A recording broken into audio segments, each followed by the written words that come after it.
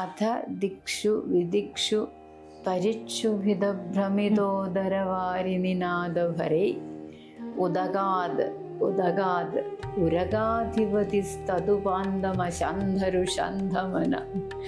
ഇതെനിക്ക് ഭയങ്കര ഇഷ്ടം. കാരണം എന്തൊക്കെയോ സംഭവിക്കുന്ന പോലെ. എൻ്റെ മെൻറ്റർ കടവനാടായിരുന്നു. അത് ശരി. ഏട്ടനോ ചേച്ചിയോ വീട്ടുകാരോ അല്ല. വൈലപ്പിള്ളിയുടെ ഈ 4-5 വരികൾ എനിക്ക് ഓർമ്മയുണ്ട്. മുംബൈയില് ഹാ വരൂ വരൂ തേനീച്ചകളെ, എമ്പാടും നിന്നായിരങ്ങളായി വന്നു കുത്തുവിൻ തുരത്തുവിൻ ഈ കൊള്ള സാമ്രാജ്യത്തിൻ മൃത്യുവിൻ തീവെട്ടിയും പിടിച്ചു നടപ്പോരെ. ഞാൻ പ്രീ ഡിഗ്രിക്ക് പഠിക്കുമ്പോൾ, അന്ന് +2 അല്ലല്ലോ, പ്രീ ഡിഗ്രി, ഞാൻ ഒരു ഒറ്റയ്ക്ക് ഓടിപ്പോണോ രാവിലെ സ്കൂളിലേക്ക്. അപ്പോൾ ഒരു ഇടവഴി കൂടെ പോയപ്പോൾ അവിടെ ഒരു കൂൺ ഇങ്ങനെ നിൽക്കുന്നുണ്ട്, നല്ല ഭംഗിയുള്ള ഒരു കൂൺ. അപ്പം എൻ്റെ മനസ്സിൽ ഞാനറിയാതെ തന്നെ കൂണ് പൊട്ടിച്ചു കുട പിടിച്ചു എന്നൊരു ഒരു വരി വന്നു. ഒരുപക്ഷെ മലയാളത്തിലെ ആദ്യത്തെ പാട്ടെഴുത്തുകാരി താങ്കളാണെന്ന് തോന്നുന്നു. എനിക്ക് വലിയ ആഗ്രഹമായിരുന്നു അത് എഴുതാൻ. പക്ഷെ എനിക്ക് ഒരു ചാൻസ് കിട്ടിയുള്ളൂ, പിന്നെ ചാൻസ് കിട്ടിയില്ല. ആരുടെ മനസ്സിലെ ഗാനമായി അല്ലേ?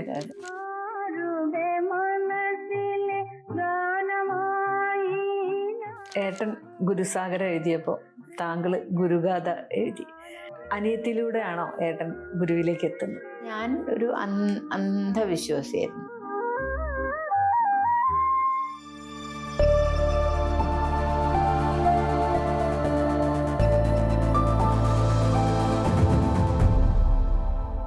കവിതകളോടായിരുന്നു എന്നും താല്പര്യം.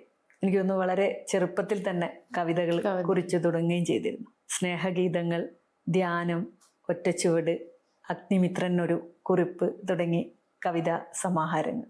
കേരള സാഹിത്യ അക്കാദമി സമഗ്ര സംഭാവനയ്ക്കുള്ള പുരസ്കാരം നൽകി ആദരിച്ചു. ഈ അടുത്ത് 2026 മഹാകവി പന്തളം കേരളവർമ്മയുടെ പേരിലുള്ള പുരസ്കാരവും ലഭിച്ചു. അതാണ് ആദ്യമായിട്ട് കവിതയ്ക്കായിട്ട് കിട്ടുന്നൊരു പുരസ്കാരം. കവിതയിലേക്കുള്ള വഴി എങ്ങനെയായിരുന്നു? കവിതയിലേക്കുള്ള വഴി കവിതയോടുള്ള ഇഷ്ടം കൊണ്ട് സംഭവിച്ചു പോയതാണ്. കവിത ഇഷ്ടപ്പെടുന്നവരെൻ്റെ ചുറ്റും എന്ന് പറഞ്ഞാൽ എൻ്റെ വീട്ടിലുണ്ടായിരുന്നു. എൻ്റെ അമ്മ, എൻ്റെ ഏട്ടൻ, ചേച്ചി. അച്ഛൻ ഒന്നുമില്ല കേട്ടോ. അച്ഛൻ പോലീസുകാരനായിരുന്നു. അച്ഛന് സാഹിത്യത്തിൻ്റെ ഇതൊന്നുമില്ല, നല്ല മനസ്സുണ്ടായിരുന്നു. അച്ഛൻ ചിത്രം വരെ ഉണ്ടായിരുന്നു കുറച്ച്.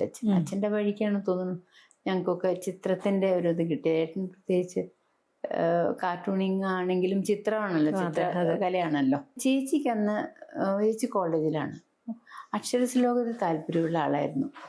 അപ്പോൾ ഈ മലയാളം കവിതയിലും ശ്ലോകത്തിലൊക്കെ അപ്പം ചേച്ചി ചുമ്മാ അങ്ങോട്ടും ഇങ്ങോട്ടും നടക്കുമ്പോൾ എന്തെങ്കിലുമൊക്കെ ചൊല്ലും. അപ്പം ഈ ശ്ലോകങ്ങളും ചൊല്ലും ചിലപ്പോൾ. അത് കേൾക്കുമ്പോൾ എനിക്ക് വളരെയധികം താല്പര്യം വരും. കാളിയൻ വെള്ളത്തിൽ നിന്ന് വെള്ളം ഇളക്കി മറിച്ച് ശബ്ദകോലാഹലത്തോട് വരുന്നൊരു ശ്ലോകമുണ്ട്. അധ ദിക്ഷു വിദിക്ഷു പരിക്ഷുഭിതഭ്രമിതോദരവാരിനിനാദഭരേ ഉദഗാത് ഉദഗാത് ഉരഗാധിപതിസ്തതുപാന്തമശന്ധരുഷന്ധമന. ഇതെനിക്ക് ഭയങ്കര ഇഷ്ടം. കാരണം എന്തൊക്കെയോ സംഭവിക്കുന്ന പോലെയാണ്. പല ശ്ലോകങ്ങളും ചൊല്ലും. ഇപ്പം 4-5 വയസ്സേ ഉള്ളൂ. അന്ന് സ്കൂളിലൊന്നും പോകണില്ല. അന്ന് സ്കൂളിലാരും നമ്മൾ ധൃതിപ്പെട്ട് പറഞ്ഞയക്കുന്നുമില്ല, അടുത്ത സ്കൂളും ഇല്ല. എഴുത്തിനിരുത്തുന്നതിന് മുമ്പ് ഞാൻ വായിക്കാൻ പഠിച്ചിട്ടുണ്ട്. പിന്നെ അമ്മ ഈ ശ്രീകൃഷ്ണചരിതമണിപ്രവാളം വാങ്ങിത്തന്നു. അപ്പോൾ അതിൽ കുറേ സർഗങ്ങളുണ്ട്. ഞാൻ മിക്കതും കാണാപ്പാടം പഠിച്ചു. കാര്യം ചേച്ചിയോട്ട് കളിക്കാൻ വേണ്ടി നമ്മുടെ ഒരു ഇതായിരുന്നു. ചേച്ചി പിന്നെ ഇടയ്ക്കാണ് വരുന്നത്. ഹോസ്റ്റലിൽ നിന്ന് പഠിക്കുന്നുണ്ടായിരുന്നു. വരുന്ന സമയത്തൊക്കെ നമ്മൾ ഇങ്ങനെ ഇതിലൊക്കെ. അപ്പം എന്താ വെച്ചാൽ എനിക്ക് ഈ വാക്കുകളോട് വലിയ അർത്ഥം അറിയണം തോന്നും ഇതിൻ്റെയൊക്കെ. അപ്പം അർത്ഥം ചോദിക്കും ആരോടെങ്കിലും. അങ്ങനെ ഇപ്പം അർത്ഥവും വാക്കും ഇതൊക്കെ കൂടി കൂട്ടിക്കെട്ടുന്ന രീതി ഉണ്ടല്ലോ, നമുക്ക് എങ്ങനെയോ ആ താല്പര്യത്തിൽ നിന്ന് മനസ്സിലായി. അങ്ങനെയാണ് കവിത വായിക്കാൻ പഠിച്ചത്. ഈ 8ാം ക്ലാസ്സിൽ പഠിക്കുമ്പോൾ ക്ലാസ് ടീച്ചർ ഞങ്ങളിങ്ങനെ മോട്ടിവേറ്റ് ചെയ്യാൻ വേണ്ടിയിട്ട് പറഞ്ഞു, നിങ്ങൾ എന്ത് വിചാരിച്ചോ, ദർസവി നിങ്ങൾ നന്നായി പഠിക്കണം എന്ന് വിചാരിച്ചത് നിങ്ങൾക്ക് പഠിക്കാൻ പറ്റും എന്നൊക്കെ പറഞ്ഞ്. അപ്പം എന്ത് ഒരു നമ്മളൊരു കാര്യം ചിന്തിച്ചാലും നമുക്കത് ചെയ്യാൻ പറ്റും എന്നൊക്കെ പറഞ്ഞ് എനിക്ക് തോന്നി കവിത എഴുതാൻ പറ്റുമോ നോക്കണം. എന്നിട്ട് ഞാൻ എന്തോ ഒരു കവിത എഴുതാൻ ശ്രമിച്ചപ്പോൾ എനിക്ക് ഭയങ്കര സന്തോഷമായി. അത് ഒരു താളത്തിലും ഇതിലൊക്കെ വന്നു. ഒരു നർത്തകി എന്ന് പറഞ്ഞിട്ടൊരു ഒരു നർത്തകിയെ കുറിച്ചുള്ള കവിതയായിരുന്നു എഴുതിയത്. എന്താണ് അങ്ങനെ എഴുതിയെന്ന് എനിക്കറിയില്ല, പക്ഷെ ഞാൻ അങ്ങനെ എഴുതി. അങ്ങനെ പിന്നെ മാതൃഭൂമി വായിക്കുമായിരുന്നു. അമ്മയും ചേച്ചിയെല്ലാം വീട്ടിലെല്ലാവരും മാതൃഭൂമിയിൽ ബാലഭക്തി ഞാൻ നോക്കും. ബാലഭക്തിയിൽ അംഗമാണെന്ന് പറഞ്ഞൊരു പോസ്റ്റ് കാർഡിൽ. അപ്പോഴേക്ക് കുറച്ച് വലുതായി, 10-12 വയസ്സായി. 10-12 വയസ്സപ്പോൾ ഞാൻ അംഗമായി ഇതിൻ്റെ. എന്നിട്ട് ഞാൻ വളരെ ശുഷ്കാന്തിയോടെ ഈ വരുന്ന കവിതകളും ഒക്കെ വായിച്ചു. അന്ന് വായിച്ചൊരു കവിത എനിക്ക് ഇന്ന് വായിക്കണമെന്ന് വലിയ ആഗ്രഹത്തിലിരിക്കുകയാണ് ഞാൻ. എടത്തൻകുരിയോട് ചോദിച്ചാൽ ചിലപ്പോൾ കിട്ടുമായിരിക്കും. അതായത് ആഫ്രിക്കൻ രാജ്യമായിട്ടുള്ള ബുർക്കിന ഫാസോ എന്നുള്ള രാജ്യത്തിൻ്റെ ഒരു മിലിറ്ററി ലീഡർ ഉണ്ട്. ഇപ്പോൾ ഡിക്റ്റേറ്ററാണ്, ഒരു കൂവിൽ കൂടെയാണ് വന്നത് പുള്ളി. പക്ഷെ ആ രാജ്യത്തിന് വേണ്ടിയിട്ട് ഒരുപാട് കാര്യങ്ങൾ ചെയ്യണം. അതിപ്പോൾ പുള്ളി അത് വായിച്ചിട്ട് എനിക്ക് വളരെ അത്ഭുതം തോന്നിയിട്ട് ഞാൻ കൂടുതൽ അത് ചിന്തിച്ചപ്പോഴാണ് സ്വതന്ത്ര രാജ്യങ്ങൾ വന്ന സമയത്ത് ആഫ്രിക്കയിലെ ചില രാജ്യങ്ങൾ കോങ്കോ സ്വതന്ത്രമായി. പക്ഷേ കൊളോണിയൽ ഫോഴ്സസ് അദ്ദേഹത്തെ ഇല്ലായ്മ ചെയ്തു അന്ന് എനിക്കതിൻ്റെ മുഴുവനും കാര്യങ്ങൾ അറിയില്ലെങ്കിലും ചേച്ചിയൊക്കെ കുറച്ച് വൈകാരികതയോടെ ഒരു കവിത വായിക്കുകയും ഞാനത് വായിക്കുകയും ചെയ്തില്ല. ഒരു 12-13 വയസ്സ് കാലത്ത്. അതായത് വൈലോപ്പിള്ളിയുടെ ലുമുമ്പ എന്നുള്ള കവിത. എനിക്കിപ്പോൾ ഈ ഇബ്രാഹിം ട്രാവറയുടെ പിന്നെ ഇതൊക്കെ കണ്ടപ്പോൾ ഞാൻ ആഫ്രിക്കയെക്കുറിച്ച് കുറച്ച് ചിന്തിക്കാനും എങ്ങനെയാണ് ഒരു യൂറോപ്പും വെസ്റ്റേൺ വേൾഡ് എങ്ങനെ ആഫ്രിക്കയും ഏഷ്യയൊക്കെ എന്താ പറയുക കാൽക്കീഴിലാക്കി അവർ ചൂഷണം ചെയ്തു എന്നുള്ളത് എനിക്കിങ്ങനെ വല്ലാത്തൊരു അത്ഭുതമായിട്ട് നമ്മളതിനെക്കുറിച്ചൊന്നും സാധാരണ ചിന്തിക്കുന്നില്ല. ആ കവിത എനിക്കിപ്പോൾ ഓർമ്മ വന്നിട്ട് എനിക്ക് അവസാനത്തെ വരികൾ ഓർമ്മയുണ്ട് അന്ന് വായിച്ചത്. പക്ഷെ എനിക്ക് ആ കവിത മുഴുവൻ അറിയില്ല. ഇപ്പോൾ കവിത കിട്ടാനുമില്ല. ഞാൻ കുറേ ആരോടൊക്കെ പറഞ്ഞു വെച്ചിരിക്കുക. അവസാനം പറയുന്നത് കാടുകൽക്കരിയാക്കും കാലത്തിൻ കാൽവെപ്പിലും കേടുകൂടാതിജടം കേവലമുറങ്ങട്ടെ എന്നാണ് പറയുന്നത്. ഈ വൈലോപ്പിള്ളി പിന്നെ ലുമുമ്പയെക്കുറിച്ച് ആ ജഡം കാട് കൽക്കരിയാക്കുന്ന കാലത്തിൻ്റെ കാൽവെപ്പിൽ യുഗങ്ങളായാലും യുഗങ്ങൾ വേണമല്ലോ, അല്ലെങ്കിൽ വളരെ അനേകായിരം കൊല്ലങ്ങൾ വേണമല്ലോ മരത്തടി കൽക്കരിയാവാൻ. അപ്പോൾ അങ്ങനെ കാലത്തിൻ്റെ കാൽവെപ്പിൽ ഉറങ്ങട്ടെ. ഇവിടെ ഇങ്ങനെ കവിതയിൽ കൂടി പല കാര്യങ്ങളും നമ്മൾ ഗ്രഹിക്കുകയും കവിത ഒരു പാഷനായിട്ട് വരികയും ചെയ്തു. ആദ്യം എഴുതി പ്രസിദ്ധീകരിച്ച കവിത ഓർമ്മ? ആദ്യം പ്രസിദ്ധീകരിച്ച ഈ നർത്തകി എന്നുള്ള കൊച്ചു കവിത ക്ലാസ് മാഗസിനിലും പിന്നെ ക്ലാസ് മാഗസിനിൽ നമ്മൾ ക്ലാസ്സിൽ മാഗസിൻ ഉണ്ടാക്കുന്ന ഒരു രീതി ഉണ്ടായിരുന്നു പണ്ട് കുട്ടികളെ. അപ്പോൾ അതിൽ വന്നു. വസന്തം എന്ന് പറഞ്ഞിട്ടൊരു കവിത എഴുതിയത്. അതിൻ്റെ ഒരു ഭാഗം പിന്നെ മാതൃഭൂമി ബാലഭക്തിയിലെ കുട്ടേട്ടൻ കടവനാട് കുട്ടികൃഷ്ണനായിരുന്നു, അദ്ദേഹം അതെടുത്തു. അതുപോലെ മറ്റ് പലരുടെയും കവിതകളിൽ നിന്ന് ഭാഗങ്ങൾ എടുത്തിട്ട് കവി സദസ് എന്ന് പറഞ്ഞിട്ട് ഒരു ഫീച്ചർ ചെയ്തു. ഇതാ കണ്ടോ, ഇന്നാൾ ഇന്നത് പറയുന്നു, ഇന്നാൾ ഇന്നതെന്ന് പറയുന്നു എന്ന് പറഞ്ഞിട്ട്. ആദ്യത്തെ കരിമ്പുഴ രാമചന്ദ്രൻ എന്നുള്ള ആളുടെ ആയിരുന്നു. പിന്നെ കുറച്ച് കഴിഞ്ഞിട്ട് 3-ാമത്തെ 4-ാമത്തെ മറ്റായിട്ട് എൻ്റെ ഉണ്ടായിരുന്നു. അതാണ് ആദ്യം അടിച്ചു വന്നത്. പിന്നെ എൻ്റെ മെൻറ്റർ കടവനാടായിരുന്നു. അത് ശരി. ഏട്ടനോ ചേച്ചിയോ വീട്ടുകാരോ അല്ല. പിന്നെ വിഷ്ണുവേട്ടൻ ധാരാളം പിന്നെ ഞാൻ എൻ്റെ കവിത അടിച്ചു വരുമ്പോൾ ഞാൻ എഴുതിക്കൊണ്ടിരിക്കുമായിരുന്നു. ഞങ്ങൾ എഴുതുമായിരുന്നു, എനിക്ക് മറുപടി അയക്കുമായിരുന്നു. അപ്പോൾ അതിൽ പറയും നിൻ്റെ ഈ കവിത ഇന്നതിൽ ഇന്ന കുറവാണ്, ഇന്നതുപോലെ സൂക്ഷിക്കണം എന്നൊക്കെ പറഞ്ഞ് തിരുത്തുമായിരുന്നു. ഏട്ടൻ ആ സമയത്ത് ഏട്ടനില്ല, വീട്ടിലില്ല. ഏട്ടൻ ഈ ഇടയ്ക്ക് വരുമ്പോഴാണ് ഈ ചോരത്തുടിക്കും ചെറുകൈകൾ എന്നൊക്കെ ചൊല്ലുന്നത്. ഏട്ടനപ്പോഴേക്ക് പുറത്തായി. പറഞ്ഞിരുന്നല്ലോ എൻ്റെ ഗ്രാമവും ചുറ്റുപാടും എൻ്റെ കവിതയ്ക്കൊരു കാരണമായി തീർന്നിട്ടുണ്ട് എന്നുള്ളത്. ആ ഗ്രാമത്തിനെ കുറിച്ചിട്ടും അവിടുത്തെ മനുഷ്യരെ കുറിച്ചും. അന്ന് അവിടെ താമസിച്ചിരുന്ന സ്ഥലത്ത് നിന്ന് നോക്കിയാൽ പിന്നെ കല്ലടിക്കോടൻ മലകൾ കാണാം ഒരു ഭാഗത്ത് നെല്ലിയാമ്പതി ദൂരെ നിന്ന് കാണാം. രാത്രി ഇങ്ങനെ പലപ്പോഴും ഈ എന്താ ചൂട് കാലത്ത് വേനൽക്കാലത്ത് കാട്ടും തീ പിടിക്കുമ്പോൾ കാട്ടുതീയുടെ അത് കാണാൻ പറ്റും. അങ്ങനെയൊക്കെ കുറേ കാര്യങ്ങൾ. പിന്നെയും അതിൻ്റെ മേഘങ്ങൾ. എനിക്ക് വേറെ കൂട്ടുകാരുണ്ടായിരുന്നില്ല, അവിടെ ഞാൻ ഇതൊക്കെ നോക്കിയിരിക്കും, മേഘങ്ങൾ വരുന്നതും പോകുന്നതും മഴ വരുന്നതും. ഇങ്ങനെ ഈ ഋതുചക്രത്തിൻ്റെ കാര്യങ്ങൾ ഇങ്ങനെ ശ്രദ്ധിച്ചുകൊണ്ടിരിക്കും. ഒരുപാട് വായിക്കും എന്ന് പറഞ്ഞിരുന്നല്ലോ, കവിതകൾ തന്നെ കുറേ വായിച്ചു എന്ന്. അപ്പം അങ്ങനെ വായിച്ച കവിതകളിൽ ഓർമ്മയിൽ നിൽക്കുന്ന വരികളൊന്ന്. വൈലോപ്പിള്ളിയുടെ ഈ 4-5 വരികൾ എനിക്ക് ഓർമ്മയുണ്ട്. ആ ഡൂംബയില്, അതായത് എന്താണ് അതിൻ്റെ പ്രസക്തി എന്ന് എനിക്ക് ഇപ്പോൾ ഓർമ്മയില്ല. അത് തേനീച്ചകളോട് വരാൻ പറയണം, വന്നിട്ട് കുത്തിയിട്ട് ഈ സാമ്രാജ്യ ശക്തികളെ കുത്തിത്തുരത്താൻ പറയണേ.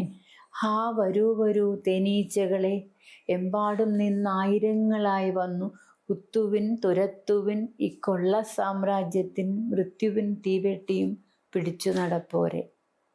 പിന്നെ അത് കഴിഞ്ഞിട്ടാണ് പറയുന്നത് എന്താണ്, കാടുകൽക്കരിയാക്കും. ഇതിനിടയിൽ വേറെ വരികളുണ്ട്, അത് മറന്നുപോയി. കാടുകൽക്കരിയാക്കും കാലത്തിൻ കാൽവെപ്പിലും കെടുകൂടാതിജടം കേവലമുറങ്ങട്ടെ എന്ന് പറയുന്നത്. കുറേ വരികളുണ്ട്, നമുക്കിപ്പോൾ പെട്ടെന്ന് എനിക്ക് ഓർമ്മ വരില്ല, അതാണ് സംഭവം. ഇപ്പോൾ വീണപൂവുണ്ട്. സീത രാമനോട് പറയണം, പ്രിയ രാഘവ, ഞാൻ നിന്റെ കൈയാകുന്ന ശാഖയിൽ നിന്ന് ഒരു പക്ഷി പോലെ ഉയർന്ന സ്വതന്ത്രമായിട്ടൊരു വാനത്തിൽ പറക്കാൻ പോവാണെന്നുള്ള ഒരു. അപ്പോൾ പെട്ടെന്ന് 2 വരി ഇങ്ങനെ കുറേ നമുക്കിപ്പോൾ തന്നെ ഇരിക്കുമ്പോൾ ഓർമ്മ വരും, ഇങ്ങനെ ചോദിക്കുമ്പോൾ ഓർമ്മ. ഒരു നോവൽ ഷാഹിദ്നാമ, അതേപോലെ തന്നെ ഒരൊറ്റ കഥാസമാഹാരവും നിലം തൊടാ മണ്ണ്. വിരഹത്തിൻ്റെയും പ്രണയത്തിൻ്റെയും ആത്മീയതയുടെയും ഒക്കെ ഒരു നിഗൂഢതകളിലേക്ക് നമ്മളെ കൊണ്ടുപോകുന്നുണ്ട്. കഥയായാലും നോവലായാലും കവിതയായാലും. താങ്കളുടെ ചിലതൊക്കെ വായിച്ചിട്ടുള്ളൂ, വായിച്ചത് വെച്ചിട്ട് തോന്നിയിട്ടുള്ളൊരു കാര്യമാണ്.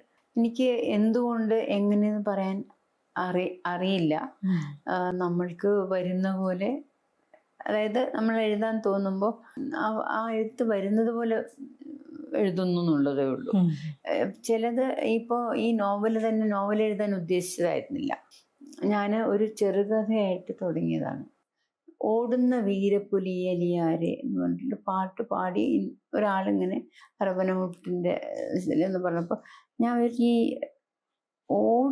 എന്താ ഓടുന്നത്, പുലിയായിരിക്കുമ്പോൾ ഓടേണ്ട കാര്യമില്ലല്ലോ, എന്തിനാണ് ഓടുന്നത്? വീരപ്പുലി എന്നൊക്കെ നമ്മുടെ സാധാരണ മലയാളത്തിലില്ല. അപ്പം എനിക്ക് ഭയങ്കര ക്യൂരിയോസിറ്റി തോന്നി. അപ്പം എനിക്ക് രസം തോന്നി. അപ്പം ഞാൻ വിചാരിച്ചു ഇങ്ങനെ ഒരു ചെറിയ കഥ എഴുതാം. അതായത് അലി എന്നുള്ള ഒരു കഥാപാത്രം, അയാളെ വീരപ്പുലി എന്ന് വീട്ടുകാർ പറയുന്നു. അപ്പോൾ എന്തെങ്കിലും ഒരു പ്രണയ നൈരാശ്യം ആവട്ടെ, അയാൾ അവിടുന്ന് ഓടിപ്പോവാണ്. അങ്ങനെ ചിന്തിച്ചപ്പോൾ ഒരു ചെറുകഥ എഴുതാൻ വേണ്ടിയിട്ട് ഞാൻ ഇരുന്നാണ്. ആ ഭാഷയുടെ പ്രത്യേകത കൊണ്ട്, ഈ ഓടുന്ന വീരപ്പുലി അലിയാര് എന്നുള്ളത് അതിൻ്റെ പ്രത്യേകത കൊണ്ട് ഞാൻ ഒരു കഥയാക്കി, അലിയുടെ കഥ ആക്കി. പിന്നെ എനിക്ക് തന്നെ അറിയില്ല ആ കഥ എന്നെ അങ്ങോട്ട് പിടിച്ചു കൊണ്ടുപോയത്. എനിക്ക് അറിഞ്ഞൂടെ, എന്തൊക്കെയോ അതിൽ വന്നു ചേർന്നു, കേട്ട കാര്യങ്ങളും കേട്ട കഥകളും. പക്ഷെ മെയിനായിട്ടുള്ള ആ കഥാതന്തു തീർത്തും ഇല്ലാത്തതാണ്. പക്ഷെ ഒരുപാട് നേരുകൾ അതിലെന്ന് വെച്ചാൽ വസ്തുതകൾ അല്ലെങ്കിൽ അനുഭവങ്ങൾ അതിലുണ്ടോ ആരുടെയൊക്കെയോ. പക്ഷെ അതിൻ്റെ കഥ എന്ന് പറഞ്ഞാൽ പിന്നെ ഞാൻ ആലോചിച്ചു, ഇത് ലോകത്തെല്ലായിടത്തും നടക്കുന്ന ആ ഒരു ബേസിക് കഥയുണ്ടല്ലോ, റോമിയോ ആൻഡ് ജൂലിയറ്റ് ആണെങ്കിലും പിന്നെ ലൈല മജ്നു ആണെങ്കിലും, ഒരു 2 പേര് ഇഷ്ടപ്പെടുന്നു, കുടിച്ചേരും എന്നുള്ള അവസ്ഥ വരുമ്പോഴേക്ക് കുടിച്ചേരാൻ പറ്റാതാവുന്നു, പിന്നെ അതൊരു ദുരന്തം ആകുന്നു. അങ്ങനെ ഒരു പാറ്റേൺ ആണ് ലോകത്ത്. ഇപ്പോൾ നമ്മൾ മിക്ക കഥകളും അങ്ങനെയാണ് ഈ കഥകൾ.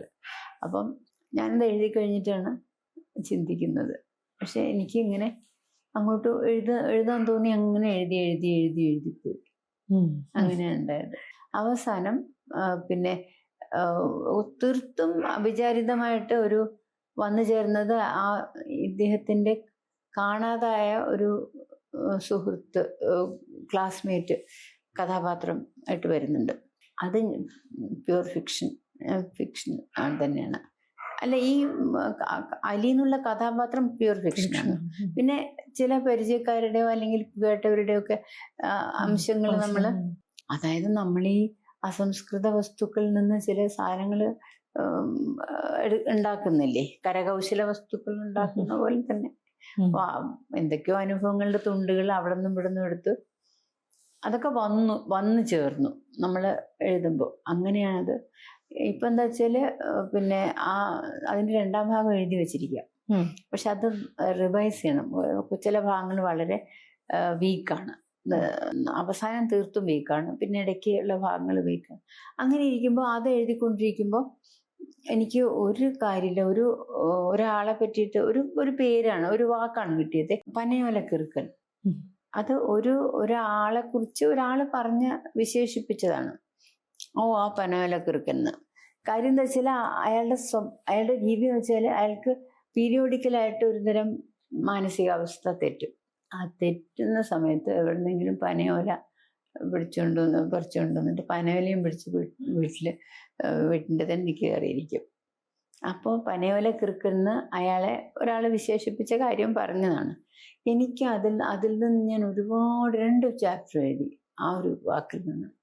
വാക്കുകളാണ് പലപ്പോഴും നമ്മളെ സ്ട്രൈക്ക് ചെയ്യുന്നത്. പലപ്പോഴും വാക്കുകളിൽ നിന്നാണ് വലിയ കഥയും പിന്നെ അത് കവിതയിലേക്കും ഒക്കെ വരുന്നത്. പഠിച്ചിരുന്ന കാലത്ത് പിന്നെ തുടർച്ചയായിട്ടും എഴുതിയിട്ടില്ല? അപ്പോഴും എഴുതിയിട്ടുണ്ട്. ഞാൻ 22 വയസ്സ് വരെയൊക്കെ ഞാൻ നന്നായിട്ട് എഴുതിയിട്ടുണ്ട്. ഇടയ്ക്കിടയ്ക്ക് എഴുതുമായിരുന്നു, അവിടുന്ന് എഴുതുമായിരുന്നു. ഉദാഹരണത്തിന് ഞാൻ ഒരു അനുഭവം പറയാം.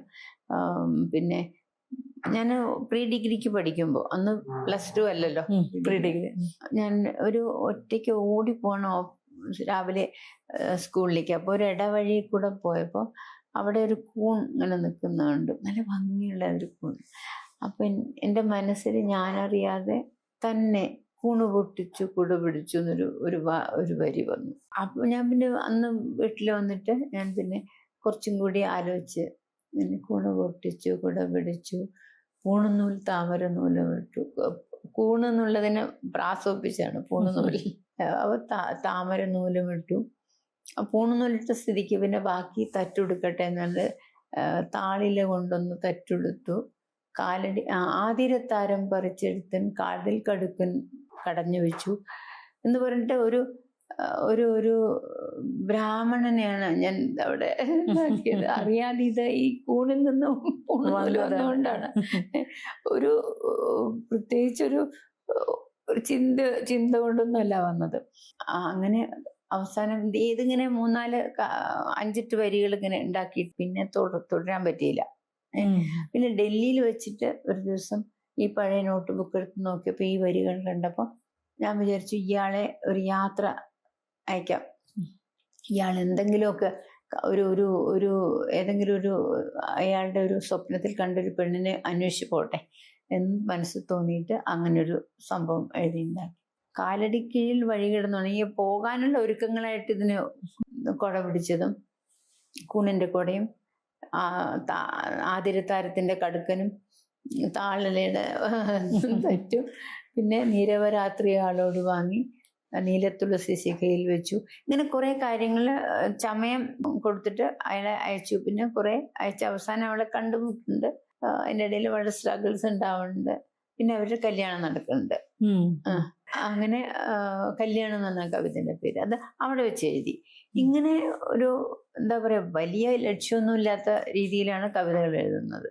അല്ലാതെ ആശയപരമായിട്ട് നമ്മൾ വിപ്ലവം അല്ലെങ്കിൽ ആരുടെയെങ്കിലും ദുഃഖം അങ്ങനെയൊന്നുമില്ല. ആ വരുന്ന സമയത്ത് എന്താണോ നമുക്ക് ചില വാക്കുകളിൽ നിന്നും ചില ആശയങ്ങളിൽ നിന്നൊക്കെ ഒരിത് കിട്ടുമ്പോൾ എഴുതി തുടങ്ങും. അങ്ങനെ എഴുതുമ്പം അറിയുന്നുണ്ടോ ഞാൻ ഇന്നതാണ് എഴുതുന്നത്, അല്ലെങ്കിൽ എഴുതി കഴിയുമ്പോഴാണോ മനസ്സിലാവുന്നത്?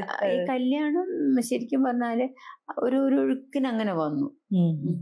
അങ്ങനെ ഒരു അറിയാതെ വരുന്ന വരികൾ കുറച്ചാണ്. പിന്നെ നമ്മൾ മുഴുമിക്കുക എന്നുള്ളതാണ്. അറിയാതെ കുറച്ച് വരികളൊക്കെ വരാറുണ്ട് അങ്ങനെ. അല്ലാതെ ചിലർക്ക് മൊത്തം കിട്ടുമല്ലോ, അങ്ങനെയില്ല കേട്ടോ. എന്നാൽ കുറച്ച് എന്തെങ്കിലും ഒരു ഇൻസ്പിറേഷൻ അങ്ങ് കിട്ടാത്തതുകൊണ്ടാണ് ഇപ്പൊ ഒന്നും എഴുതാത്തത്. ഇപ്പം ധ്യാനമായാലും ഒറ്റ ചുവടായാലും അതേപോലെ തന്നെ വാഗ്ദാനം എന്ന് പറഞ്ഞിട്ടുള്ള കവിതയായാലും ഒക്കത്തിലും പ്രണയം കാണുന്നുണ്ട്. അതിന് വായനക്കാര് കാണുന്നതാണോ എന്നറിയില്ല, എഴുത്തുകാരിയും അങ്ങനെ തന്നെയാണോ? പ്രണയം ഉണ്ട്, ഇല്ല എന്ന് പറയാൻ പറ്റില്ല. പക്ഷെ അത് കൃത്യമായിട്ട് എന്താ പറയാ, ഒരു ആളാണോന്നൊന്നും എനിക്ക് അത് ചിലപ്പോ ചില സന്ദർഭങ്ങളിൽ നിന്ന് നമുക്ക് ഈ വാക്കിൽ നിന്ന് കിട്ടുന്നത് പോലെയുള്ള ചില ഇൻസ്പിറേഷൻസ് കിട്ടും. ഇങ്ങനെ ഈ വണ്ടിക്ക് കാത്തിരിക്കുന്ന സ്ഥലത്തിരുന്നിരുന്ന് ഒരാള് നരച്ചുപോയി എന്നുള്ള ഒരു തോന്നൽ വന്നിട്ടാണ് വാഗ്ദാനം എഴുതിയത്. ഒറ്റച്ചൂട് ഇതുപോലെ ഒറ്റച്ചൂട്, പക്ഷെ കുറച്ചും കൂടി ഒരു ഗൗരവമുള്ളതാണ്. എന്താന്ന് വെച്ചാല് നമ്മളിപ്പം എവിടെയോ നമ്മൾക്ക് എത്തേണ്ട സ്ഥലത്ത് അവസാനം ഒരു ചെറിയ ഒരു മുന്നോട്ട് പോയാൽ മതി, പക്ഷെ എത്തുന്നില്ല. ആത്മാവിന്റെ ഒരു തേക്കമാണ് നമ്മുടെ മനസ്സിൽ വന്നത്. അതായത് നമുക്ക് എവിടെയോ എത്തണം, പക്ഷെ അത് എത്തുന്നില്ല. പക്ഷെ ഒരു ചുവട് അകലെയാണെന്ന് മാത്രം തോന്നുന്നുണ്ട്.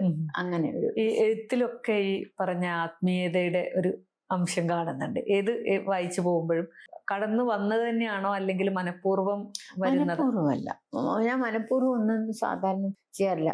എങ്ങനെയാവും അത് അങ്ങനെ സംഭവിച്ചു പോകുന്നത് എന്നുള്ളത്? അല്ല, ചില ആളുകളുടെ നമ്മളൊക്കെ തന്നെ വേറെ വേറെ രീതിയിലല്ലേ നമ്മളുടെ ഉള്ളിൽ എന്താ പറയാ, നമ്മളുടെ ഒരു മെന്റൽ മേക്കപ്പ് എന്ന് പറയുന്നത് വ്യത്യസ്തമാണല്ലോ. അപ്പോൾ എവിടെയോ കുറച്ച് ഫിലോസോഫിക്കലായിട്ട് ചിന്തിക്കുന്നതിനേക്കാൾ കൂടി ഫീൽ ചെയ്യുന്ന ആയിരിക്കണം ഞാൻ എന്ന് വിചാരിക്കുന്നു. ഞാൻ ഒന്നും പ്രത്യേകിച്ച് ഒരാളെ ഇംപ്രസ് ചെയ്യാനോ അല്ലെങ്കിൽ ആരെങ്കിലും വായിക്കുമ്പോൾ ഇന്നതുപോലെ ഫീൽ ചെയ്യണമെന്ന് വിചാരിച്ചിട്ടോ അങ്ങനെയൊന്നും അല്ല. വരുന്നത് പോലെ എനിക്ക് അങ്ങനെ ഒരു പോപ്പുലറായിട്ട് എഴുതണമെന്നോ അങ്ങനെയൊന്നും പ്രത്യേകിച്ച് എനിക്കൊരു ലക്ഷ്യമൊന്നുമില്ല, കാര്യം പറഞ്ഞാല്. മലയാള നാട് മികച്ച കവിയായി ഗാലപ്പോളിലൂടെ തെരഞ്ഞെടുത്തിട്ടുണ്ടായിരുന്നു. വലിയൊരു അത്ഭുതമായിരുന്നു. അതല്ലേ, ആലോചിച്ച് നോക്കുക, അന്നത്തെ കാലത്ത് അല്ലെ വായനക്കാരിൽ നിന്ന് കിട്ടുന്ന വലിയൊരു അംഗീകാരമാണ്. അത് ശരിയാണ് കേട്ടോ. ഈ പന്തളം KP-യുടെ ആണ് കവിതയ്ക്ക് കിട്ടുന്ന ആദ്യത്തെ അവാർഡ് ഞാൻ പറഞ്ഞത് ഇപ്പൊ തെറ്റിപ്പോയത്. ആദ്യത്തെ അവാർഡാണ്. പിന്നെ അത് വലിയൊരു അത്ഭുതമായിരുന്നു. കാരണം എന്താ വെച്ചാല് ഞാൻ എന്നിട്ട് ഞാൻ ശരിക്കും വോട്ട് ചെയ്തോന്ന് ചോദിച്ചു. ഞാന് പോസ്റ്റ് കാർഡിൽ അത് പോയിട്ട് ഇതാക്കണ്ടേ, പോയിട്ട് അയക്കും വേണം. വായിക്കുക മാത്രമല്ല, അത് മറ്റേത് ഇപ്പോഴാണെങ്കിൽ ഫോണില് വിരൽ തുമ്പത്ത് ഉണ്ട്. ഗാലപ്പോൾ എന്ന് പറഞ്ഞാൽ ആ കൊല്ലത്തില് ആ മാസികയിൽ വന്ന കവിതകളിൽ വെച്ച് സെലക്ട് ചെയ്താണ്, ബെസ്റ്റ് കവിതയായിട്ട് സെലക്ട് ചെയ്താണ്. ശരിയാ. ആരുടെയൊക്കെ കവിതകൾ വന്നൊന്നും എനിക്കറിയില്ല. പക്ഷെ ഈ കവിത ഏറ്റവും കൂടുതൽ വോട്ട് കിട്ടിയത് ഈ കവിതയ്ക്ക്. ഏത് കവിതയായിരുന്നു?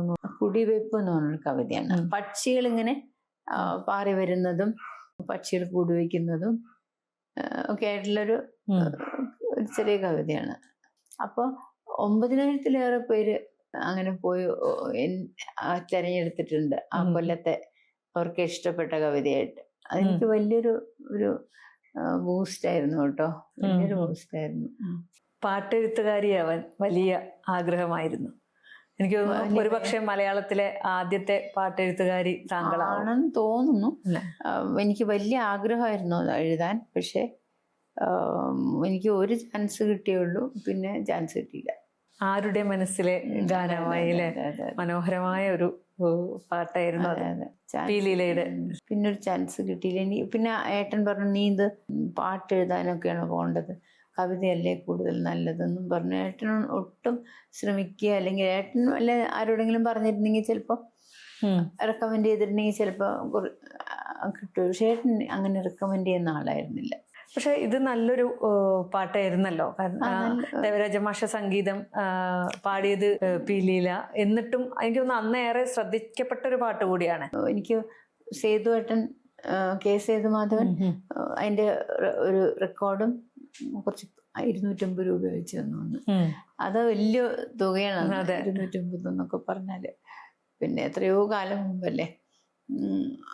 അപ്പൊ അത് കഴിഞ്ഞ് കേൾക്കുന്നത് അത് കേട്ടു. പക്ഷെ റേഡിയോയിൽ കേൾക്കുന്നത് വിവിധ ഭാരതിയിലാണ് കേൾക്കുന്നത്. വിവിധ ഭാരതിയുടെ പാട്ടുകൾ വെക്കുമായിരുന്നു റേഡിയോയിലെ. അതിൽ കേട്ടിട്ടുണ്ടെന്ന്. അല്ല, എങ്ങനെയാണ് അത് എഴുതാനുണ്ടായ ഒരു സാഹചര്യം? അല്ല, അത് അച്ഛൻ്റെ ഒരു അകന്ന ബന്ധു ആയിരുന്നു സേതുവായിട്ട്. അപ്പം വീട്ടിലൊക്കെ ഞാൻ വളരെ കുട്ടിയാകുമ്പോൾ എനിക്ക് ഓർമ്മയുണ്ട് സേതു വന്നു എന്ന് പറഞ്ഞതും സേതുവായിട്ടിനെ കണ്ട നേരിയ ഓർമ്മയൊക്കെ ഉണ്ടായിരുന്നു. പിന്നീട് ഞാൻ അല്ലാതെ പിന്നെ പരിചയപ്പെടുകയും കാണുകയൊക്കെ ചെയ്തിട്ടുണ്ട്.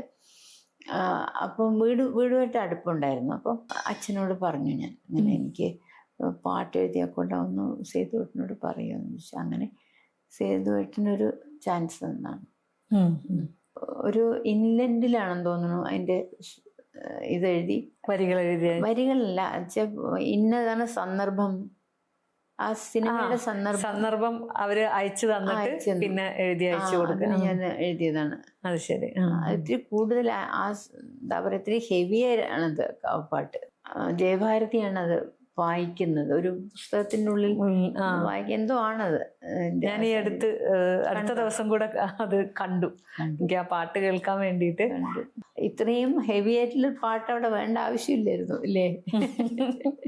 അതെ, അതെനിക്ക് തോന്നുന്നു സിനിമ മൊത്തം കണ്ടുവരുമ്പോ തോന്നുന്നതാണോന്ന് അറിയില്ല എനിക്ക്. പക്ഷെ ഞാൻ ആ പാട്ട് മാത്രം കാണായിരുന്നല്ലോ. പാട്ട് ഇത്തിരി ഹെവിയാണ്, പക്ഷെ നല്ല വരികളായിരുന്നു, നല്ല സംഗീതവും അതിന് ചേർന്ന ശബ്ദവും നന്നായിരുന്നു. പക്ഷെ ഞാൻ വിചാരിച്ചു എനിക്ക് ഇനിയും ചാൻസ് കിട്ടും എന്നൊക്കെ വിചാരിച്ചു. പക്ഷെ കിട്ടിയില്ല. അദ്ദേഹത്തിന്റെ തന്നെ പിന്നെയുള്ള സിനിമകളിലും അദ്ദേഹം കുറച്ചു കാലം കൂടിയൊക്കെ പുള്ളി പ്രൊഡ്യൂസ് ചെയ്തുള്ളൂ. പിന്നെ ഇതൊക്കെ എന്ന് പറയുമ്പോഴേ ഓരോ സാഹചര്യത്തിനനുസരിച്ച് പാട്ടുകാര് അങ്ങനെയൊക്കെ ഉണ്ടാവുമല്ലോ. ഇനി ഒരു മോഹത്തിന് എനിക്ക് തന്ന ഒരു ചാൻസ്, പക്ഷെ പിന്നീട് പുള്ളിക്കും പറ്റിയിട്ടുണ്ടാവില്ല. പിന്നീട് മികച്ച ഗാനരചനയ്ക്കുള്ള അവാർഡും തേടിയെത്തി അല്ലേ? ആരാധ്യം പറയും. അത് ഞാൻ എഴുതിയതല്ല, അതിന് സ്നേഹഗീതങ്ങൾ എന്നുള്ള കവിതയിലെ ഈയാമ്പാറ്റാന്നൊരു കവിതയാണ്.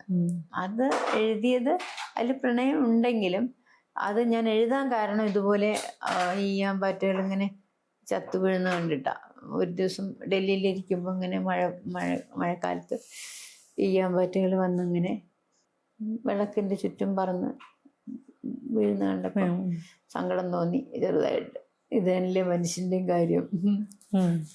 ഓരോന്നിന്റെ പിറകെ പോയിട്ടേ, ഓരോ പാഷന്റെ പിറകെ പോയിട്ട്, പ്രണയമാകട്ടെ, ഈശ്വരനാകട്ടെ, എന്താവട്ടെ, ഏതെങ്കിലും ഒരു ആശയത്തിന്റെ പിറകെ പോയിട്ട്, ഈവൻ നമ്മുടെ മുമ്പ് തന്നെ എന്താണ് ആ സ്വാതന്ത്ര്യം എന്നുള്ള ആശയത്തിന്റെ ആ പാഷനിലല്ലേ പോയിട്ട് എരിഞ്ഞില്ലാതാവുന്നത്.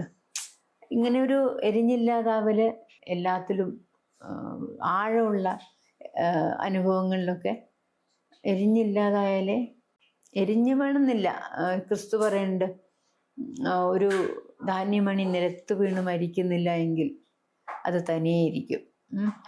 നിലത്ത് വീണ് മുളച്ചെങ്കിലോ അത് ധാരാളം അത് പൊലിക്കുമല്ലോ, അതൊരു കതിർക്കുലയാവുമല്ലേ. അതായത് ഒരു ധാന്യത്തു നിന്നല്ലേ ഒരു കതിർക്കുല വരുന്നത്. അപ്പൊ ആ കതിർക്കുലയുടെ അന്ത്യമാണ് വേറൊന്നിന്റെ ആരംഭം. അപ്പോൾ ഒന്നില്ലാതാവുന്നതിലാണ് മറ്റൊന്ന് വരുന്നത്. കവിതയിലൂടെ കവി ഉദ്ദേശിച്ചത് എന്താണെന്നറിയില്ല, പക്ഷെ മലയാളത്തിന് അത് വളരെ മനോഹരമായ ഒരു പ്രണയഗാനായിരുന്നു എന്നുള്ളത് അല്ലെ? അല്ല, അത് ശരിക്കും പ്രണയത്തിന്റെ ഒരു തീ എന്ന് പറഞ്ഞാൽ അത് തീ തന്നെയാണ്. അതുപോലെ ഈശ്വരനുള്ള പ്രണയത്തിന്റെ തീയും അതിലേറെ വലിയ തീയാണ്.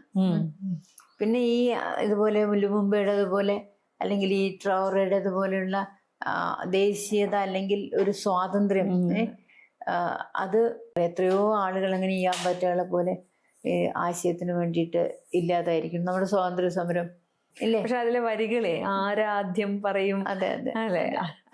അത് ശരിക്കും പ്രണയം പറയുന്ന പോലെയാണ്. അതെ അതെ അതെ. നമ്മൾ ആ ഒരു സാഹചര്യം വെച്ചിട്ട് അതിന് ഒരു നമ്മുടെ തന്നെ എന്താ പറയാ, നമ്മളുടെ മനുഷ്യ അനുഭവത്തിലേക്ക് കൊണ്ടുവന്നു. ആ പാട്ട് സെലക്ട് ചെയ്യാന്ന് ലെനിൻ രാജേന്ദ്രൻ അത് പുസ്തകം കണ്ടിട്ട്, പുസ്തകം വായിച്ചിട്ട് ആ കവിത എടുക്കാനുള്ള പെർമിഷൻ ചോദിച്ചു. ലെനിൻ രാജേന്ദ്രൻ്റെ ഫോൺ കോൾ വന്നു. അപ്പം എന്നിട്ട് പറഞ്ഞു, ഇത് ലെനിൻ രാജേന്ദ്രനാണ്, എനിക്ക് പിന്നെ ഈയാമ്പാറ്റ എന്നുള്ള കവിത ഒരു സിനിമയിൽ ഉപയോഗിക്കണം. ഞാൻ പറഞ്ഞു ശരിയെന്ന് പറഞ്ഞു. അത്രേ ഉള്ളൂ. പിന്നെ ഞാൻ കൂടുതലൊന്നും പറഞ്ഞില്ല. ആ സിനിമ കണ്ടിരുന്നോ?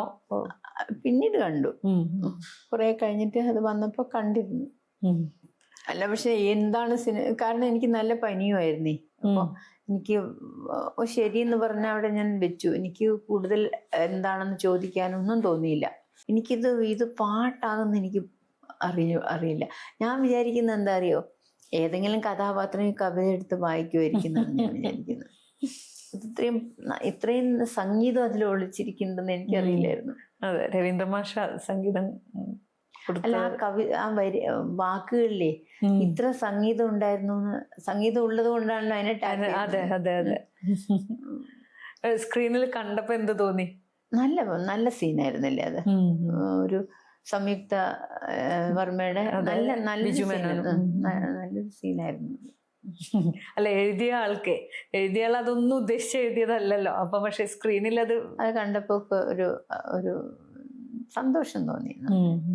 അവാർഡ് വിവരം പക്ഷെ എൻ്റെ ആയിട്ട് തോന്നില്ല, എൻ്റെ ആയിട്ട് പിന്നെ തോന്നിയില്ല എനിക്ക്. എൻ്റെ എന്നുള്ളൊരു തോന്നല്. കാരണം അത് ആ മ്യൂസിക്കിന്റെ മഹിമ കൊണ്ടാണത്. ആ മ്യൂസിക് കൊടുത്തതിൻ്റെയും ആ പാടിയതിൻ്റെയും ഭംഗി കൊണ്ടാണ് അതിന് ആ രീതിയിലൊരു അത് വേറൊരു ജീവൻ കിട്ടിയതിന്. മനസ്സിലായില്ലേ?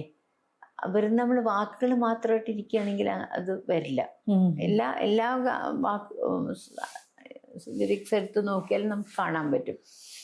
എത്ര മനോഹരമായിട്ടുള്ളതാണെങ്കിലും അതിൽ സംഗീതം ടാപ്പ് ചെയ്ത് ഒരു വിദഗ്ധമായിട്ടുള്ള രീതിയിൽ അതിനെ പ്രസന്റ് ചെയ്യുമ്പോൾ അതിനുണ്ടാവുന്നൊരു പുതിയ ജീവനാണ്.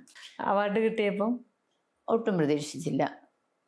അത് എനിക്ക് കിട്ടിയതൊന്നും ഞാൻ ഒട്ടും പ്രതീക്ഷിച്ചിട്ട് കിട്ടിയതല്ല. പിന്നീട് എഴുതണം തോന്നിയോ? ഈ പാട്ടുകൾ എഴുതട്ടെ, പാട്ടുകൾ എഴുതണം എന്നൊക്കെ തോന്നിയാലും പിന്നെ അത് ആരെങ്കിലും നമ്മളോട് ചെയ്യൂന്ന് പറഞ്ഞ് ചെയ്യിപ്പിച്ചാലല്ലേ നമുക്ക് ചെയ്യാൻ പറ്റുള്ളൂ. അല്ലാതെ പിന്നെ ഇത് കവിത എഴുതുന്ന പോലെ അല്ലല്ലോ. അതിനൊരു കോണ്ടെക്സ്റ്റ് ഉണ്ടാവും. അല്ലെങ്കിൽ പിന്നെ നമ്മളുടെ കബീറിൻ്റെ ഒക്കെ രചനകൾ പോലെ, അല്ലെങ്കിൽ അതുപോലെയൊക്കെയുള്ള മഹത്തായ രചനകളാണെങ്കിൽ അതിൽ നമ്മളെ ഉദ്ദേശിക്കാത്ത സംഗീതം ഉണ്ടാവും. നമ്മൾ അങ്ങനെ അത്ര മനോഹരമായിട്ട് അല്ലെങ്കിൽ വലിയ രീതിയിൽ എഴുതുന്നു എന്നല്ല. MG യൂണിവേഴ്സിറ്റിയുടെ പ്രസിദ്ധീകരണ വിഭാഗം അധ്യക്ഷ കൂടിയായിരുന്നല്ലോ. എനിക്ക് ജോലി ചെയ്യാനൊന്നും അത്ര വലിയ താല്പര്യമുള്ള ആളില്ല പ്രത്യേകിച്ച്. പക്ഷെ എന്നാൽ നല്ലപോലെ ജോലി ചെയ്യേണ്ടി വന്നിട്ടുണ്ട്. ഞാൻ പബ്ലിഷിംഗ് ആയിരുന്നു എൻ്റെ തൊഴിൽ. ആദ്യം ടാറ്റ മഗ്രോഹിലായിരുന്നു. ആദ്യത്തെ ദിവസം അവിടെ ജോലി കിട്ടിയിട്ട് ആദ്യത്തെ ദിവസം രാവിലെ 9:30 തൊട്ട് 5 മണി വരെ ഇരുന്നു. ഉച്ചയ്ക്ക് അരമണിക്കൂർ. നമ്മൾ കോളേജിൽ വളരെ ഫ്രീ ആയിട്ടിരുന്നതല്ലേ പഠിക്കുമ്പോൾ. അപ്പം ഞാൻ വിചാരിച്ചു, എൻ്റെ ദൈവമേ, എങ്ങനെ ചെയ്യും? ആരോടോ ഞാൻ പറയുകയും ചെയ്തു, ഇവിടെ ഇങ്ങനെ ഇരിക്കുക പറഞ്ഞാൽ ഒരു രാവിലെ തൊട്ട് വൈകുന്നേരം വരെ ഇരിക്കുക എന്ന് പറഞ്ഞാൽ തന്നെ വലിയ കഷ്ടമല്ലേ എന്ന് വെച്ചു. പക്ഷെ എങ്ങനെയോ ആദ്യം പ്രൂഫ് റീഡിംഗ് ആണ് കിട്ടിയത്. പിന്നെ എഡിറ്റിംഗ് കിട്ടി. ഭയങ്കര ബുദ്ധിമുട്ടായിരുന്നു അന്ന്. കാര്യം എന്താണെന്ന് വെച്ചാൽ അന്ന് ഈ ലെറ്റർ പ്രസ് മാത്രമേ ഉള്ളൂ. ഗാലി പ്രൂഫ്സ് എന്ന് പറയും. അങ്ങനെ ഒരു റോളായിട്ടാണ് വരുന്നത്, ഒരു ഷീറ്റായിട്ടാണ് വരുന്നത്. എന്നിട്ട് പിന്നെ അത് പിന്നെ പേജാകും. പിന്നെ എന്തെങ്കിലും പേജൊക്കെ ആക്കിക്കഴിഞ്ഞ ശേഷം പേജ് മുറുക്കും. പേജ് ഉറപ്പിക്കുമല്ലോ. ഉറപ്പിച്ചു കഴിഞ്ഞാൽ പിന്നെ അതിൽ എന്തെങ്കിലും ഒരു തെറ്റ് പിന്നെ പ്രൂഫിൽ കണ്ടാൽ, ആ പഴയ ഫൈനൽ പ്രൂഫിലൊക്കെ കണ്ടാൽ ഒരക്ഷരം തെറ്റി അത് മാറ്റിക്കഴിഞ്ഞാൽ നമ്മൾ 2-3 വരി വായിക്കണം. കാരണം അവരിത് കൈകൊണ്ട് എടുക്കുകയല്ലേ.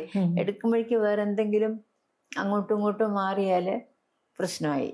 അതുകൊണ്ട് വളരെ ടീഡിയസ് ആയിട്ടുള്ള പണിയായിരുന്നു. പക്ഷെ പിന്നെ എങ്ങനെയോ അതിൽ തന്നെ നിന്നു. ഏട്ടൻ ഗുരുസാഗരം എഴുതിയപ്പോൾ താങ്കൾ ഗുരുഗാഥ എഴുതി. അനിയത്തിലൂടെയാണോ ഏട്ടൻ ഗുരുവിലേക്ക് എത്തുന്നത്? അതായത് ഞാൻ എൻ്റെ ഓഫീസിൽ വന്നിട്ട് ഗുരുവിനെ പരിചയമുള്ള ഗുരുവിൻ്റെ അടുത്ത് നിന്നിരുന്ന ഒരു സന്യാസി എൻ്റെ ഓഫീസിൽ വരാൻ അതിന് കുറച്ച് സാഹചര്യങ്ങളുണ്ട്. എൻ്റെ ഒരു കൊളീഗ് വഴിയാണ് വന്നത്. അപ്പം ഇദ്ദേഹം പറയുന്ന കാര്യങ്ങളൊക്കെ കേട്ടിട്ട് എന്തെങ്കിലും ബുക്ക് ഉണ്ടാക്കാൻ പറ്റുമോ എന്ന്, ബുക്കുകൾ നമ്മൾ പിന്നെ ആരെക്കൊണ്ടെങ്കിലും എഴുതിക്കുക എന്നുള്ളത് ഒരു ഭാഗമായിരുന്നല്ലോ. അപ്പോൾ ഇദ്ദേഹത്തെ കൊണ്ട് എന്തെങ്കിലും എഴുതിക്കാൻ പറ്റുമോ, ആശയപരമായി നമുക്ക് എഴുതാം, പക്ഷെ അത് കിട്ടുവാണെങ്കിൽ എന്ന് വെച്ച് പല വഴികളുണ്ടല്ലോ ബുക്ക് ഉണ്ടാക്കാൻ. അപ്പോൾ എൻ്റെ ഒരു സെയിൽസിലുള്ള ഒരു കൊളീഗ് ആണ് പറഞ്ഞ ഒരു ഇൻട്രസ്റ്റിംഗ് ആയിട്ടുള്ള മനുഷ്യൻ, ഇയാളെ ഒന്ന് കാണണം എന്ന് പറഞ്ഞിട്ട് അങ്ങനെ കണ്ടതാണ്. കണ്ടു കഴിഞ്ഞപ്പോൾ എന്തോ അങ്ങോട്ട് ഒരു ലിങ്ക് വന്നു, ഒരു കണക്ഷൻ വന്നപ്പോൾ ഞാൻ ഏട്ടനെ പരിചയപ്പെടുത്തി കൊടുത്തു. അങ്ങനെ പുള്ളിയിൽ നിന്ന് ഗുരുവിനെ കുറിച്ച് കുറേ കേട്ടപ്പോൾ നമ്മളെല്ലാവരും കൂടി ഗുരുവിനെ കാണാൻ ചെന്നു. പിന്നെ ഞാൻ ഒരു അന്ധവിശ്വാസിയായിരുന്നു, അന്ധവിശ്വാസിയാണ് ഇപ്പോഴും. ഏട്ടൻ അങ്ങനെയല്ല, ഏട്ടൻ കുറേ കൂടി മെച്ചുവറായിട്ടുള്ള രീതിയിൽ ആചാരങ്ങളിലൊന്നും വലിയ താല്പര്യമില്ലാത്ത, പക്ഷെ ആശയപരമായിട്ട് സത്താപരമായിട്ടുള്ള ഒരു ട്രാൻസ്ഫോർമേഷൻ, അല്ലെങ്കിൽ എങ്ങനെ എനിക്ക് പറഞ്ഞ് മനസ്സിലാക്കേണ്ടതെന്ന് അറിയില്ല. അതായത് എൻ്റെ ആശയമോ അല്ലെങ്കിൽ അനുഭവമാണോ ഏട്ടൻ കാണുന്നത്. ഞാനൊക്കെ ജപിക്കുക, പിന്നെ വിശേഷ ദിവസങ്ങളിൽ പിന്നെ പങ്കെടുക്കുക, അങ്ങനത്തെ കുറച്ച് അനുഷ്ഠാനങ്ങളിലൊക്കെ പോകുന്ന ആളാണ് ഞാൻ. ഏട്ടന് നമുക്കൊക്കെ പ്രിയപ്പെട്ടാണെന്ന് തോന്നുന്ന ഓണം, വിഷു എന്നുള്ളത് പോലും ഏട്ടൻ വേണ്ട പോലെ കൈകാര്യം ചെയ്തിരുന്നില്ല. എവിടെയെങ്കിലും ആണെങ്കിൽ തിരിച്ചു എത്തൊന്നുമില്ല. കമ്മ്യൂണിസം അതിഭീകരമായി തലയ്ക്ക് പിടിച്ചൊരു കാലമായിരുന്നു ഏട്ടൻ്റെ. ഗുരുഗാഥ എഴുതാനുണ്ടായ ഒരു മലയാള മനോരമയിൽ ഉണ്ടായിരുന്ന രാമചന്ദ്രൻ എന്നൊരു പത്രപ്രവർത്തകൻ കുറച്ചു കാലം പിന്നീട് നമ്മുടെ ജന്മഭൂമിയിൽ ഉണ്ടായിരുന്നു.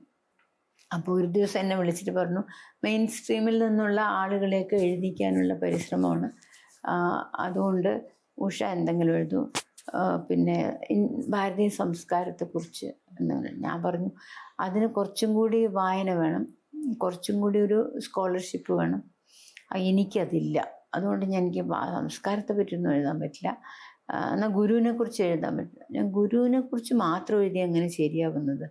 അതായത് ആളുകൾക്ക് എപ്പോഴും ഒന്ന് തന്നെ എഴുതി കഴിഞ്ഞാൽ ശരിയാണ്, എന്നാൽ ആ ഗുരുതത്വത്തെക്കുറിച്ച്, അതായത് ഗുരുവിനെ പറ്റി ആ രീതിയിലുള്ള എന്തെങ്കിലും എഴുതാൻ പറ്റും. ശരി, ഞാൻ എഴുതാമെന്ന് പറഞ്ഞു. അങ്ങനെയാണ് പുള്ളി തന്നെ, ഞാൻ പറഞ്ഞൊരു അതിനൊരു കോളത്തിനൊരു ഹെഡിങ് കണ്ടുപിടിച്ചു തരും, ശീർഷകം താങ്കൾ തന്നെ കണ്ടുപിടിച്ചു തരുമെന്ന് പറഞ്ഞു. അപ്പോൾ പുള്ളി ഗുരുവരം എന്ന്, ഗുരു തത്വം അല്ലെങ്കിൽ ഗുരു ആവശ്യമുണ്ടോ എന്നുള്ള ചോദ്യം തുടങ്ങി. കൊച്ചു കൊച്ചു പീസസാണ്. പിന്നെ കൃഷ്ണമൂർത്തിയോട് എനിക്ക് വലിയ കമ്പം ആദ്യം. അപ്പം കൃഷ്ണമൂർത്തി പറയുന്ന ഗുരുവിൻ്റെ ആവശ്യമില്ല എന്നാ. അപ്പോൾ അങ്ങനെ ചോദ്യങ്ങൾ ഉണ്ട്. അപ്പോൾ ആവശ്യമുണ്ടോ എന്നൊക്കെ ചോദിച്ചു. സാധാരണ മനുഷ്യന് ആവശ്യമില്ലേ? അങ്ങനെയുള്ള ചിന്തകൾ പ്രസൻറ്റ് ചെയ്തിട്ട് തുടങ്ങി. പിന്നെ പല ട്രഡീഷൻസിലുള്ള ഗുരുക്കന്മാരെയും എനിക്ക് പരിചയമുള്ള കാര്യങ്ങൾ കുറേ, ഒരു സ്കോളർലി ആയിട്ടുള്ള വർക്കല്ല, നമ്മളുടെ വായനയിൽ നിന്നും നമ്മളുടെ ഓർമ്മയിൽ നിന്നൊക്കെയുള്ള കുറേ ആളുകളെ പറ്റി, കുറേ തത്വങ്ങളെ പറ്റി ഒക്കെ എഴുതി, ഗുരുതത്വത്തെക്കുറിച്ച് എഴുതി. അങ്ങനെ ഒരു കൊല്ലം എഴുതി. അപ്പോൾ അതിനെ ബുക്കാക്കിയതാണ്. പുള്ളിയെ കൊണ്ട് ഞാൻ വായിപ്പിച്ചു, രാമേന്ദ്രനെ കൊണ്ട്. ഒരു ഫോർവേഡ് ഒരു ഇൻട്രൊഡക്ഷൻ എഴുതിച്ചു. ഞാൻ പറഞ്ഞു, ഈ ഗുരുവരം എന്ന് പറഞ്ഞെന്ന പോലെ ഇത് തന്നെ കൊടുത്താൽ മതിയോ എന്ന് പറഞ്ഞപ്പോൾ പുള്ളി പറഞ്ഞു, ഗുരുഗാഥ എന്നാക്കിയാലോ എന്ന് ചോദിച്ചു. നമുക്ക് നല്ല തന്നെ എന്ന് പറഞ്ഞു. അങ്ങനെ ആക്കിയത്. ഒരുപാട് സാഹിത്യ ചർച്ചകളും സാഹിത്യ ഉത്സവങ്ങളും ഒക്കെ നടക്കുന്നുണ്ട്. അവിടെയൊന്നും താങ്കളെ കാണാറില്ല. അത് ഞാനിപ്പോൾ റിട്ടയർഡാണെന്ന് തോന്നുന്നു. സാഹിത്യത്തിൽ നിന്ന് റിട്ടയർഡായിട്ട് അവർ കണക്കാക്കുന്നുണ്ട്. കാരണം ആക്റ്റീവായിട്ട് എഴുത്തുകൾ വരുന്നില്ലല്ലോ. പക്ഷെ എഴുതിയതിനെ തള്ളിക്കളയാൻ പറ്റില്ല. അല്ല, അത് കുഴപ്പമില്ല. പക്ഷെ എനിക്ക് ആരും വിളിക്കാത്തതാണ് എനിക്ക് വളരെ സന്തോഷം. എന്താണെന്നറിയോ, എനിക്കിപ്പോൾ യാത്ര ചെയ്യാനൊക്കെ ബുദ്ധിമുട്ട് തോന്നാറുണ്ട്.